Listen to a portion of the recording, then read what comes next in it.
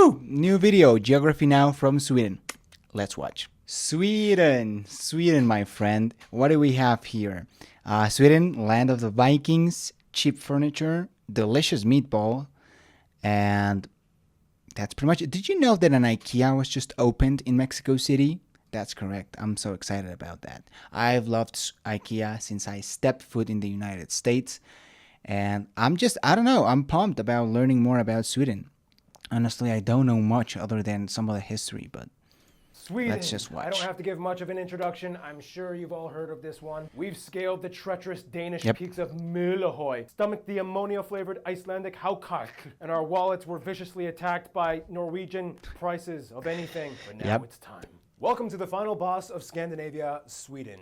Ooh, the final boss. Hot and Swede right now. What is it with him and terrible jokes? Oh yeah, Noah's back, by the way. Here we are. Yep. It's time to learn geography. Oh man.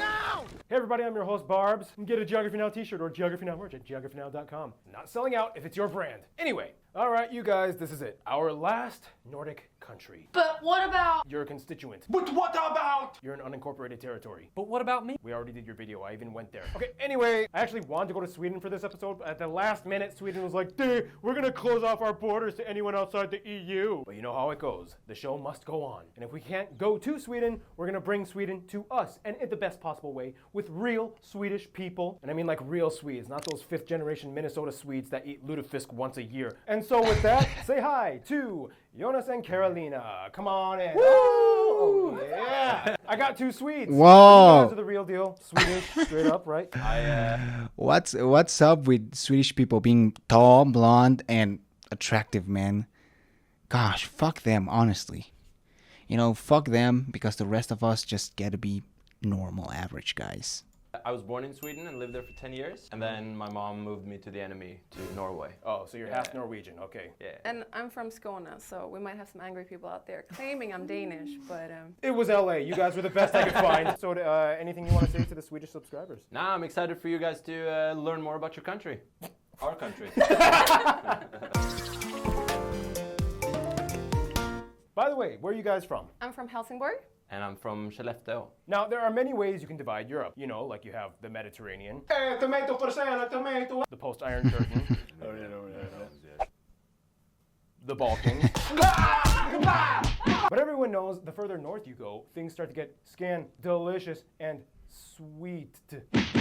Anyway, let's look at the globe. Sweden lies in the region of Scandinavia in Northern Europe and is the largest of all the Scandinavian countries, the 5th largest in Europe and 3rd in the EU. The country is bordered by Norway to the west and north, and Finland in the northeast, separated by the Gulf of Bothnia otherwise between them. In this gulf, you can also find Sweden's 2 largest islands, Öland and Gotland. Otherwise in the south, the only other physical connection they technically have is with Denmark via the partially submerged and partially above ground Öresund Bridge that connects Malmö, the 3rd largest city, to Copenhagen. I'm trying my best with these pronunciations, bear with me. The country's largest city though and capital is Stockholm, located on the east side of the country, and it actually sits on 14 islands with over 50 bridges at the drainage of Lake Mälaren with over 20 lakes and countless streams. This is why it is sometimes referred to as the Venice of the North. The country is divided into 21 counties, each abbreviated by a letter or double letter known as a country code. For the EU statistical system though, the counties are grouped into 8 riksområden, or national areas, to address things like population data and so forth, but they in themselves do not have any administrative function. Otherwise, if you ask a Swede, they might revert back to the 3 traditional lands of Sweden: Norrland, Svealand, and Götaland. Technically, there was a 4th, Österland, which was basically South Finland when it was under Swedish rule, but that term hasn't been used since the 15th century. Anyway, Stockholm is also the central hub of economic activity and transportation. The largest and busiest airport is Stockholm's Arlanda International, which, like so many European international airports, is located super far from the actual city. It takes a 20-minute express train or 45-minute car drive to downtown. The second largest airport, Landvetter International, is located in the second largest city, Göteborg, or Gothenburg for the misguided English speakers. Göteborg actually also has the largest shipping port in the country and the largest in all of Scandinavia, taking in about a third of all Swedish trade activity. It lies on the Kattegat and Skagerrak, the shallow straits that open up Scandinavia to the rest of the world. With other major cities like Oslo and Copenhagen within radius, here about 70% of all industry and commerce through Scandinavia happens. It's a busy spot to say the least. east. Finally, the country has quite an organized system of roads and rail networks that more or less parallel each other. There are two main north-south highways, the E4 that hugs the entire Bothnia coast, and the E45, the longest road in the country that goes along the mountains inland from Göteborg all the way to the border with Finland in the north.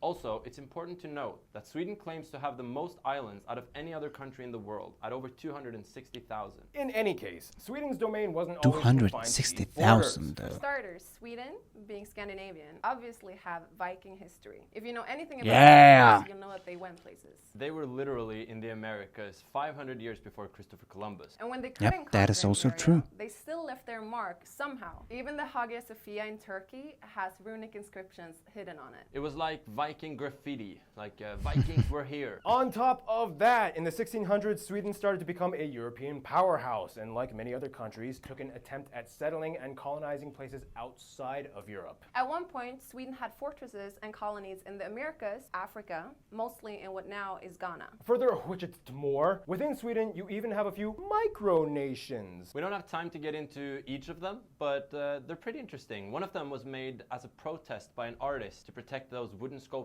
Anyway, the developmental structure behind Sweden has a lot of history behind it. Like Visby on Gotland Island, probably the best preserved medieval city in Scandinavia. The Old Town Stockholm neighborhood of Gamla Stan was built as a fortress to protect against pirates. Later on, one of your kings would actually become a pirate, but that's another story. In fact, the country has 15 UNESCO heritage sites, and actually, here's fellow geography Rebecca to explain a little bit more about the top notable sites of Sweden. Rebecca, take it away. Hi everyone, my name's Rebecca, and if you're ever in Sweden, here are some of the most notable sites. There are plenty of notable castles, fortresses, and cathedrals, such as Drottningholm Castle, Gripsholm Castle, Örebro Castle, Visby Town Wall, Uppsala Cathedral, and St. Mary's Cathedral. Sweden also has the highest concentration of runestones in the world, with the most famous one being Rökstenen. There's also many historical Viking sites, such as Birka Viking Village, Trelleborgen, Old Uppsala, and Alestenar. If you're looking for more excitement, check out the theme parks Liseberg, Gröna Lund, and Skara Sommarland. Notable museums in Sweden are the Vasa Museum, ABBA Museum, Fotografiska, and the Museum of Natural History. In Stockholm, you can find the newly Every country renamed has one of Avicii those, Arena. yeah. It also acts as the sun in the largest scale model of our solar system. Oh, the Thank you, Avicii and I Arena. hope you come Wow. to visit Sweden someday. Thank you, Rebecca. Speaking of Swedish definitely will. places, like other Nordic countries, we have allemansrätten, which is the legal right to roam anywhere in nature. Have you guys ever taken advantage of that Allemansrätten thing? Nice. You just like pick berries and like, hey. Yeah, I mean, most places are owned by the country, so you're allowed to be there. Can you just Wait, like walk other in someone's countries are house not and like that? hey, Allemansrätten? No, it has to be Preferably public not. land. I mean, Well, speaking of I know that America has like federal. Oh gosh, I don't want to get this wrong. Like federal land, like it's literally land owned by the country, not by the state. But in Mexico, it's kind of the same. I mean, technically, you own the country and you can just walk. Like, you can't get prohibited to enter any place unless it's like private property, of course. But I thought all the countries would be the same. But apparently, roaming something in nature, there's new. lots to explore in Sweden, which brings us to. Now, in the Just Nordics, cold each as country fuck? kinda has their Is own that what he's gonna trademark say? Physical trait. You know, Norway has the mountains and fjords. Denmark has the flat grassy farms, Finland is the land of lakes. and Iceland is basically just one big volcano. And then you get to Sweden, and it's like a little bit of everything. Yes, there's even a small sand volcano in Simrishamn. Sweden lies on the Scandinavian peninsula of northern Europe, shared with Norway, on the east side of the Scandinavian mountain chain that separates them. Here you can also find the tallest peak, Kebnekaise, in the far north. This means that Sweden gets most of its river runoff from the mountains that mostly flow down into the Gulf of Bothnia, and the longest river shared with Finland being the Torne or Tornio River. The longest river fully within Sweden, though, being the Dalälven River. Amongst these rivers is an abundance of lakes and ponds peppering the flatter hilly valleys below, the largest of these lakes being Värnen and Vättern in the south. The reason Sweden has so many of these pockety lake zones and eroded rivets is because they sit on a post-glacial rebound zone. Basically, during the Ice Age, all this land was crushed by heavy ice. But after the ice melt, like a sponge, Sweden started to slowly spring back up again. This means every year Sweden recovers on average about 4 millimeters of land from the sea. In some places, even more. This is why you might see extended piers from old homes that once used to be situated on the shore. The country has 4 general climate zones: the oceanic zone, zone in the south by the Baltic Sea. This is also where most of the agriculture is situated. The continental zone is in the middle part of the country. And finally, the subarctic in the north just above that. These areas have the highest forest concentration in the country. Also, the peaks of the mountains are classified as tundra. The top 15% of Sweden lies just north of the Arctic Circle, where the coldest temperatures and highest snowfall happens. Otherwise, in the south, they might not even get any snow at all in the winter. Just cold, depressing rain. Numbers fluctuate depending on which source you study, but somewhere around or above 60% of the country is forested, making it the second most forested country in Europe after Finland. It's also important to note that Sweden has aprilväder, or April weather, in which, It's pretty crazy. yeah. Pretty much anything can happen. Yeah. Yeah. Well, the sun is finally out after 6 months of darkness. So clothes come off. We sit in the sun. Oh, whenever you see a Swede too, expect this. Facing the sun, eyes closed. And then all of a sudden a storm hits or snow comes or... Out of nowhere. Yeah. I don't know where. The interesting Just thing though, is crazy that ass Sweden weather. in the past was kind of not much like what they are today. In fact, at the beginning of the 20th century, much of Scandinavia was struggling with widespread poverty. However, much like Germany's Wirtschaftswunder, they had the Rekordåren, in which Sweden's economy bursted with now industries and innovation. And today you have the largest economy and most powerful nation in Northern Europe. To explain a little bit more on the way Sweden takes what it has and flourishes, here's Noah. He's back! Well, here we are. Once again, let's get to it. Despite having lush green lands, only about 7% of the country is arable. Therefore, agriculture isn't exactly their main focus. Today, much of Sweden's open market economy is heavily based on exports, especially in the timber and mining sectors. The largest mine in Kiruna is actually so large they are currently in the process of moving the town and residents to make more mines. This is how Sweden in the 21st century became the world's sixth They're largest gonna iron move the ore town, exporter dude. and third largest stainless steel exporter. And of course, lumber. The Swedes love trees so much that a long time ago during famine times, they would put crushed tree bark into their rye bread, which was actually good because the bark had lots of minerals and fiber. Go figure. The lumber industry plays a huge role in their world-renowned furniture commerce. We've all heard of IKEA having over 450 stores in about 60 countries. IKEA Whoa, 60 actually studied countries? that in design school. Is that true, Noah? That is true. Not that I do it, but here we are. You might be familiar with other Swedish companies like Electrolux, Ericsson, H&M, Saab, Scania, Spotify, and of course the largest domestic company and only one on the Fortune 500 list, Volvo. Great cars, I might say. And that is that. Until we meet again.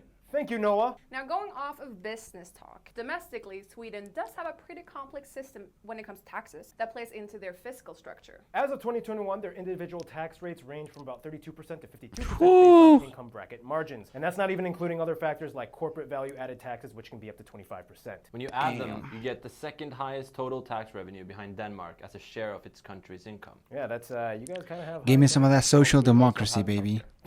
And good schools. And good And roads. we get free food, roads. Yeah. roads. In any case, another interesting thing about Sweden is its wildlife. And with that, here's Gary Harlow to explain.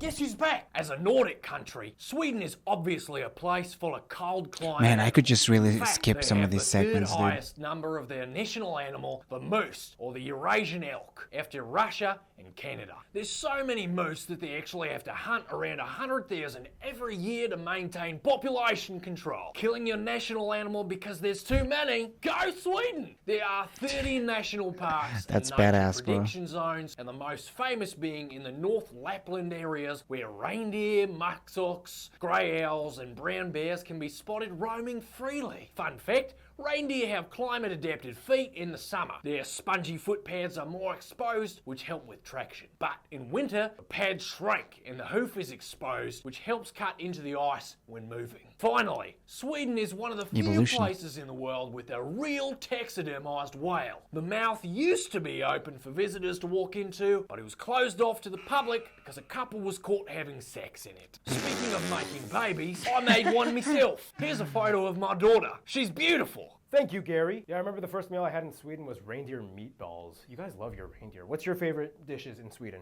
It probably is reindeer meatballs. Yeah. I would say salmon. Grilled in the summer, oven baked in the winter. Oh yeah, and you guys know fika, right? Yeah, fika. It's funny because coffee was actually banned from Sweden like 5 times in the 1700s, but that's another story. To explain a little bit more about fika and the food, here's Johan and Rikard.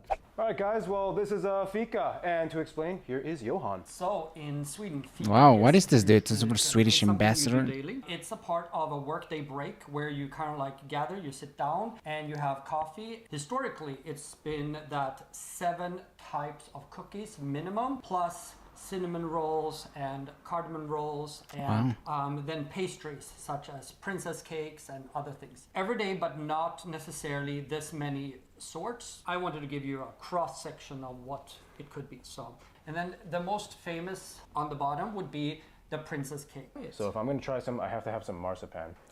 So many layers. Gosh, I'm hungry. I haven't had any breakfast. Hello Dude. there, my name is Dick and I'm here to talk about some of the foods. We have kroppkakor or palt, depending on if you are from the north or the south. Sill, or as you will call it, herring. We have reindeer, pea soup, cauliflower soup, surströmming or sour herring, but eat at your own risk. All of these foods can be eaten at the traditional smorgasbord or at your own risk. Yo. What? Cauliflower soup, surströmming or sour herring, but eat at your own. Why would you show this? If people puke when they eat this stuff, why would you show it? Or why would you be so proud of you know what?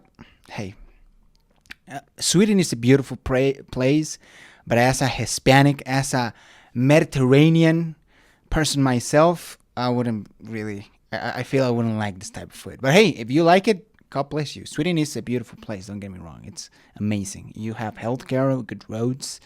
That's definitely something that I envy. Risk. All of these foods can be eaten at the traditional smorgasbord or smorgasbord, basically a Swedish buffet. Smorgasbord. Thomas or Charles caviar. It's a Swedish. Give me a like for that Swedish. Not that super expensive. And of course we have knäckebröd and the traditional national dish of Sweden, Swedish tacos. Over to some drinks from Sweden. Whoa! Traditional national dish of Sweden, Swedish tacos. Swedish tacos, my guy. Is this for real? Or is he's just like trying to make some sort of joke that I don't understand? I don't know. As a Mexican myself, I don't know if I should feel happy, offended, or both, maybe. Over to some drinks from Sweden. We have akvavit or flavored caraway liquor, julmust on Christmas, and påskmust on Easter. Akvavit is actually really good though. And of course, my personal favorite, punch. It's made by the mixing of spirits like arak, brandy, or rum with arak tea with some sugar. That's and pretty water. good too. Very sweet, very strong, and very nice. Thank you, Johan and Rika. Oh, yeah, you guys also have something about like the alcohol in Sweden. Can you guys explain what is that? It's called the Systembolaget, which is like the Swedish system of selling heavily regulated alcohol at state-owned stores at set prices. So you can be 18 and go to a bar to get liquor, but you can't buy it at a store until you're 20. Correct. Logic. You know? Logic, yeah. The way it goes is that Norwegian people go to Sweden to buy alcohol, Swedish people go to Denmark to buy alcohol, and Danish people go to Germany to buy alcohal. You guys all have a system. Yeah, we have a big system for family. cheap alcohol. So there's probably a bunch of 16-year-olds taking a... I read once somewhere that in Germany you can drink when you're like 14? Because, I mean, here it says 16. So if any of y'all are from Germany, you can tell me if that's true or not. Either way, it's amazing. In the US, it's 21. So I couldn't drink until not so long ago. So I'm happy that at least I'm able to drink in the US. Mexico, it's kind of standard, 18 years old, which is, I think, average. ferry over to Denmark. The ferry itself is a party. I've been on that ferry. I've been on that ferry with my mom between Helsingborg and Helsingør. Oh, and a funny story, I was told when potatoes were introduced to Sweden, it was kind of like this. What are these things? Well, obviously, liquor. And that's how aquavit was born, supposedly. Oh, what's that thing about candy on Saturdays? Explain, Carolina.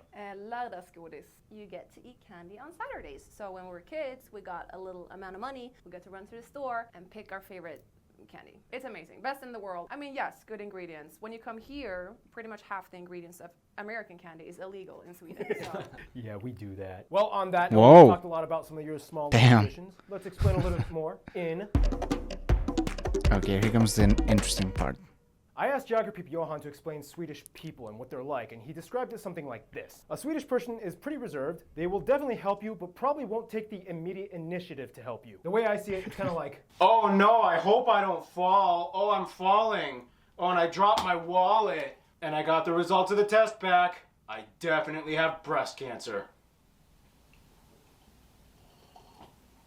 can help me? Or... Oh, I'm sorry. Was I supposed to help you? Yeah, oh my God. Yeah. Here's. Also, what are some other kind of taboos in Swedish culture? What do you think? I guess when you get on the bus, if there is another available seat and you go sit next to someone, don't do that. Just don't. And don't have too much eye contact in general. Preferably none. Explain what is lagom and jantelån. It's a law that basically tells you that don't think you're better than anyone. It's like, don't tell people that you're that's good. Just get them and move on. But still, you know, kind of let them see it on you. Yeah, it's definitely based on status. Lagom is this word that does not exist in English, and it basically means not too much, not too little, just the perfect amount. I would say that a Swedish person is generally intelligent.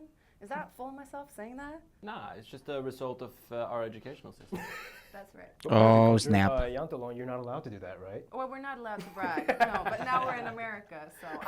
Well, that was a discussion. Any case, let's break down the population of Sweden. Sweden has a population of about 10.25 million and has one of the oldest populations in the world at about 41 years of age on average. About 75% of the country claims to be ethnically Swedish, and this is where things get a little complicated. For the remaining 25%, the Swedish government doesn't have any official statistical data on foreign background, but what we do know is that of these people, about 2 million of them were born abroad, and about 600,000 were born in Sweden as second generation with foreign parents. We also know that as of 2020, due to the refugee crisis, the largest immigrant communities had origins mostly from Syria and Iraq, which surpassed Finland and Poland in the 21st century for the largest foreign-born communities. Wow. Yeah, we'll talk about the refugee thing later. But in the meantime, Sweden uses the Swedish krona as its currency. And we use the type C and F plug outlets, and we drive on the right side of the road. But we used to drive on the left side until September 3rd, 1967. When the högertrafiksomläggningen was instituted. and it was a crazy time. People were all confused and jamming into each other. In Sweden, the official language is, shocker, Swedish. But the funny thing is, even though Swedish originated and has pretty much always been spoken natively in Sweden,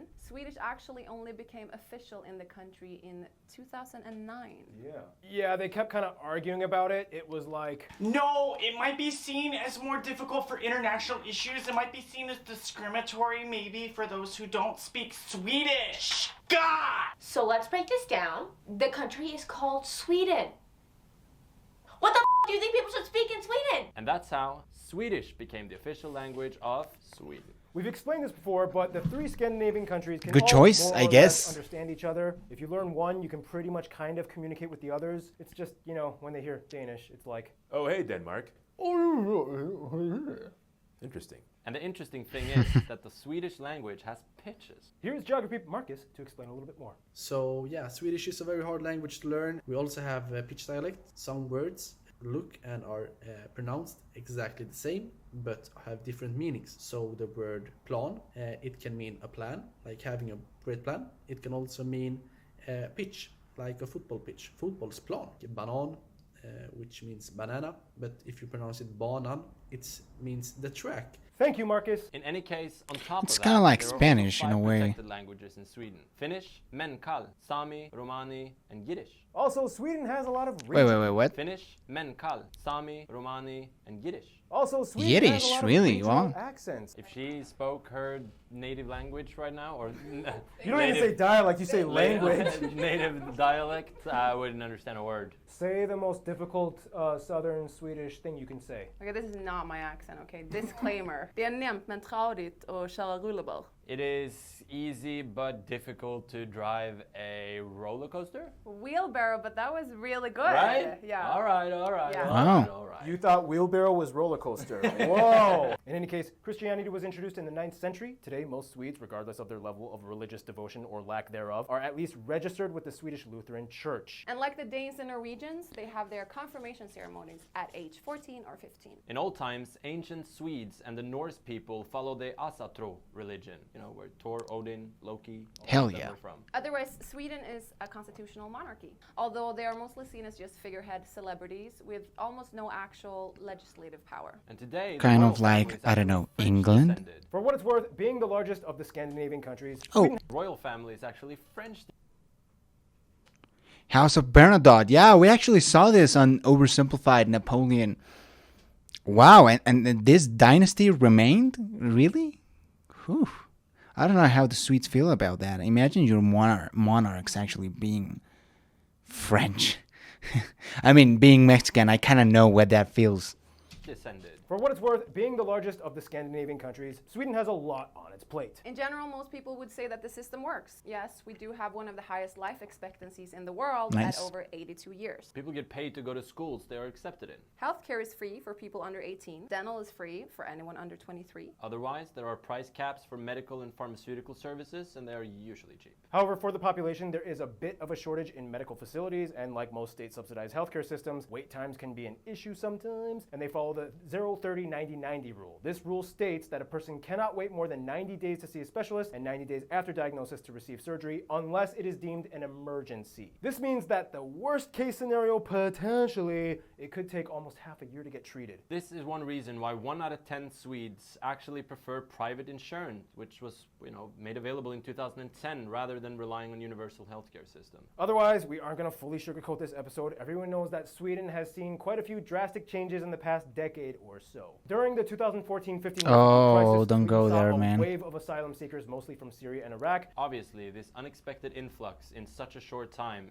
barely allowing the new immigrants time to integrate, kind of played out in many ways that made international news. Now, this is where the narrative kind of steps on thin ice, because you want to be seen as compassionate, but you also can't avoid the fact that statistically, problems that quiet Sweden had never really seen before obviously kind of started to arise. We've seen the news features, riots, multiple cities, crime rising, but at the same time, you also want to be seen as compassionate, but without sidestepping the issues. So the question was, how? Well, it's not an easy question to answer. So, I don't know, what do you guys think of that whole situation of the drama? You can see it as either win-win or lose-lose in many ways, because if you're completely against taking in immigrants, you're basically considered a racist. And if you're trying to turn a blind eye to the fact that, crime has risen a lot the last years, then that's not great either. So I think this is a fairly new problem, and it takes some time to really figure it out. It's difficult. And kind of a discussion of how to help people, integrate into the society in general. Swedish society. I think integration is keyword.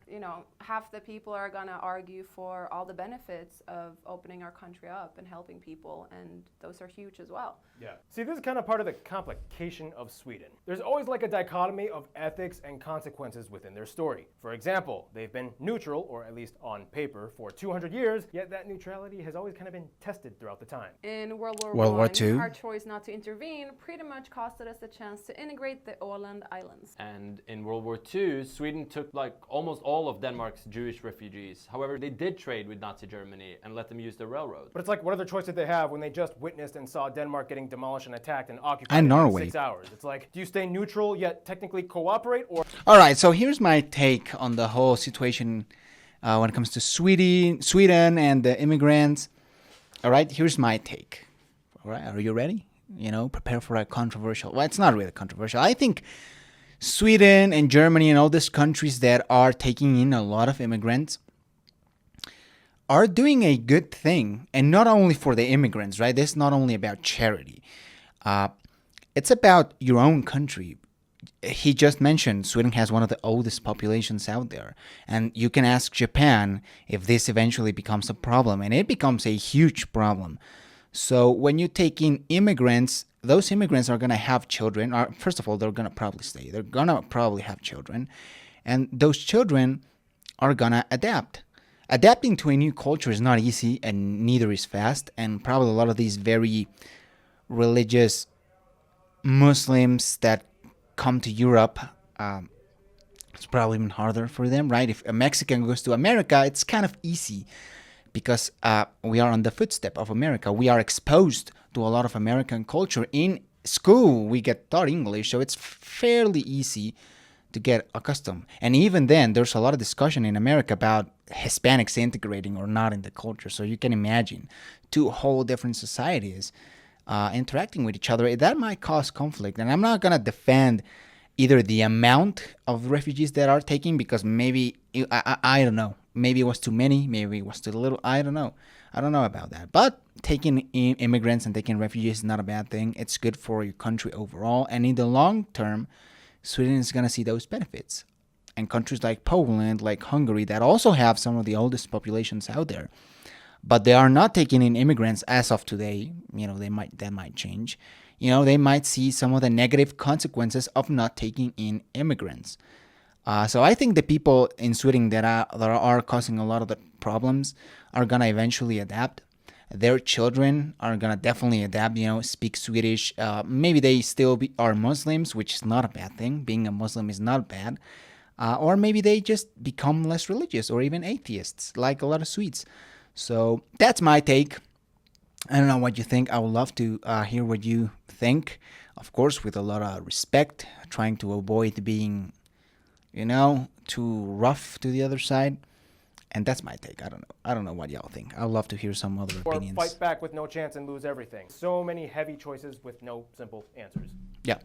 Well, that was fantastic. There ain't uplifting. simple answers. In any case, we must move on. One thing Sweden definitely does actually feel uplifted by would be their heavy involvement in sports. And with that, Art usually fills in for the sports part, but again, he's still on vacation with his family, so I don't know. Noah, why don't you fill in? All right, Noah, you got to be Art this time. He's gone, so No, you missed the do, and you go too. Oh yeah, I forgot. Sorry, but sports in Sweden. Fun fact, they actually won a half medal at the 1900 Olympics, technically. They teamed up with Denmark in the tug-of-war event. Yes, there actually used to be a tug-of-war event in the Olympics, which does sound pretty cool. Why would you get rid of that? I go to the Olympics to do tug-of-war. That'd be pretty awesome. You could just be your own team, Noah.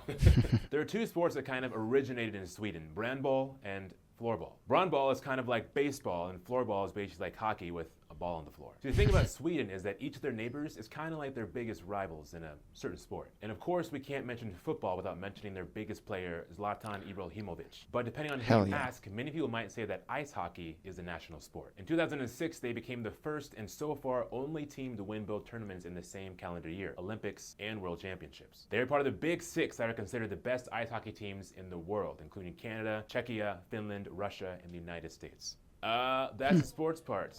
Thank you, Noah. So much culture in Sweden. Actually, if you want to learn more about it, just read The Adventures of Niels. He rides a goose around Sweden and learns some life lessons along the way or something. With that, here's Random Hannah with culture stuff. Hey guys, I'm back.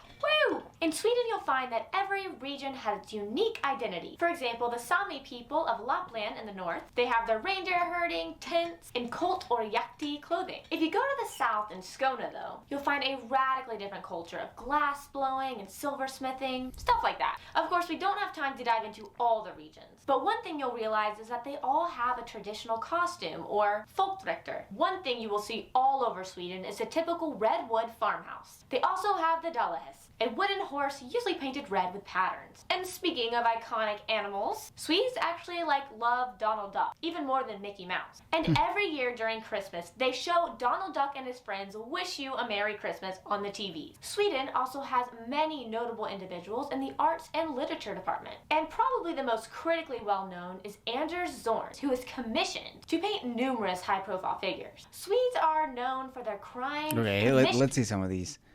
So this is Queen Sophia, but King Oscar. But we've got President Taft and Grover Cleveland. So these ones are good. These ones are pretty good.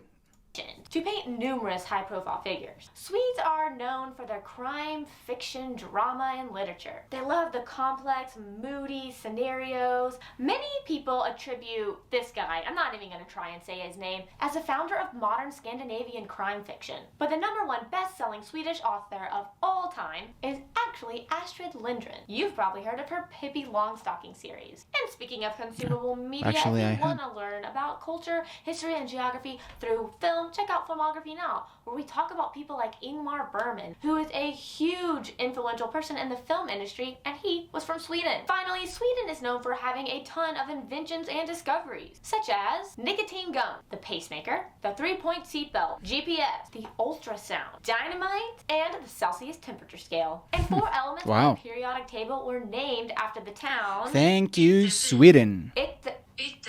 Ytterberg. I give up, guys. Too many strange vowels and sounds. And one thing you should give up Americans, on is man. Keith and his music segment. Take it away, Keith. You know, I kind of like so we're Keith. finally talking about this country that I have totally not Got lost in any IKEA sort of bias last week. towards. Oh wait, hold on. I think I'm forgetting something. I hope everybody recognizes my favorite Swedish band right here. Let's talk about Sweden, shall we? Technically, Sweden doesn't have a national anthem. So they have this one song, it's called Du Gamma Du Fria. I guess it's the de facto anthem, but not the official one. There's tons of really great Swedish folk songs accompanied by the Swedish nickel harp. Kind of looks like a keyboard mixed with like a violin. Who likes Strandberg guitars? I do. Just so many great guitar players. Per Nelson, greatest guitar player I think out of Sweden.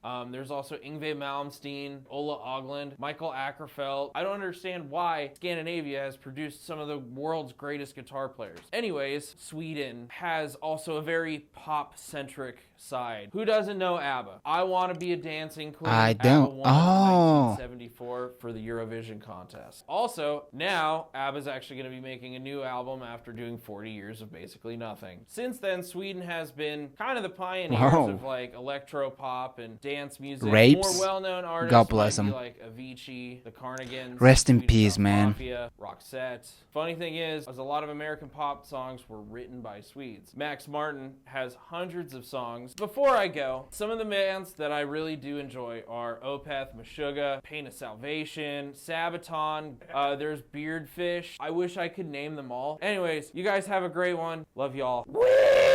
Thank you, Keith. Any music suggestions for Swedish music? Robin. She's a great musician. Benjamin Ingrosso is killing it. Well, speaking of which, Carolina is a musician and an artist, and you can follow her Spotify at this link right here. No. Well, I will promote it. I will promote your Spotify. Don't be all Logum or Yantalo and whatever that is on me. You got to promote yourself. This is America. So far released 3 songs, 1 English one. You want to promote anything? You have a website? Anything? No. You were in a Norwegian movie and it got an Emmy Award. Yes. Yeah. Yay. Yeah, your music has touched the world in so many ways. And another way Sweden has made its name across the world is by interacting with it. So let's move on to the friend zone.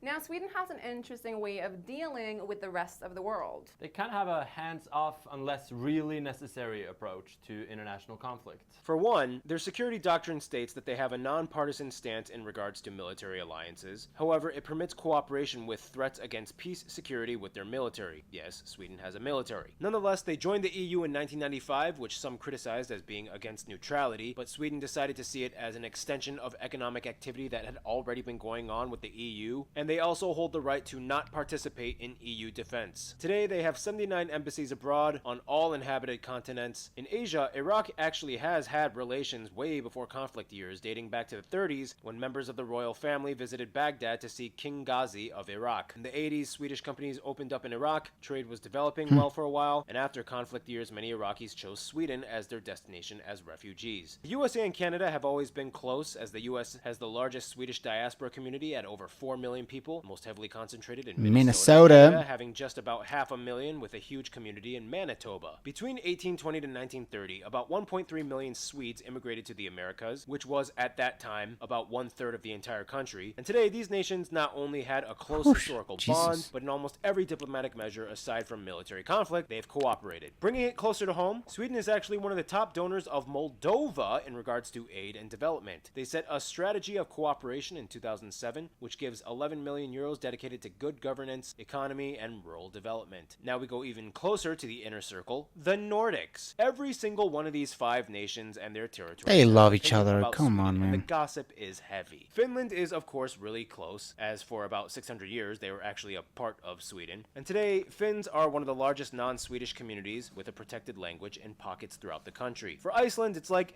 we're cool with them, nothing against them. They talk like our ancient Norse ancestors, but otherwise, they're totally our distant cousins. Then we get to the last 2, Denmark and Norway. Now here's the thing, each one kind of has a small historical gripe with Sweden. Denmark, as you know, has had more wars with Sweden than any 2 nations on Earth, constantly fighting over influence for Northern Europe. Norway was kind of pissed that Sweden's neutrality prevented them from intervening in war times when they thought the Swedish were like really close, and Norway was even part of Sweden. This was especially evident in World War II. It was like the moment of tension. Nonetheless, at the end of the day, you cannot separate the Scandinavian trio. They just get each other too well. They share too much, they have the same general Scandinavian minds, they have that Viking blood. They are love truly each other, people man. of the North. After the insults have been hurled, they will probably say, okay, yeah, we love each other. Denmark and Sweden, though, will probably first hug Norway before hugging each other, but otherwise, yeah, inseparable trio. All right, and in conclusion, you are the Swedes. I'm going to step out, hold the flag in the background while you speak freely from the heart. I want to say in conclusion, Sweden is a beautiful country with beautiful nature, beautiful architecture, if we haven't mentioned that just yet. Yeah, and like we mentioned, if you meet a Swedish person, he or she might be a little I'm not sure about you, but lead on with a smile and some love, and you'll get the exact same back, I promise you. I like that. That was good. All right, well, thank you guys so much for being in this episode. Thank you. And stay tuned. Switzerland is coming up next. All right. Well, that was pretty good. I definitely learned a lot about Sweden today. I think it's a beautiful country and the people are really amazing. I enjoy the political system that Sweden has. And I think the world could learn a thing or two about Sweden. I don't understand why they're so shy and so quiet. You know, I'm Mexican, bro. I'm Hispanic. I'm the friendliest guy out there. But, you know, that's life, man. I'm definitely going to be waiting for the Switzerland episode, that's for sure. If you like this video, give it a thumbs up, subscribe.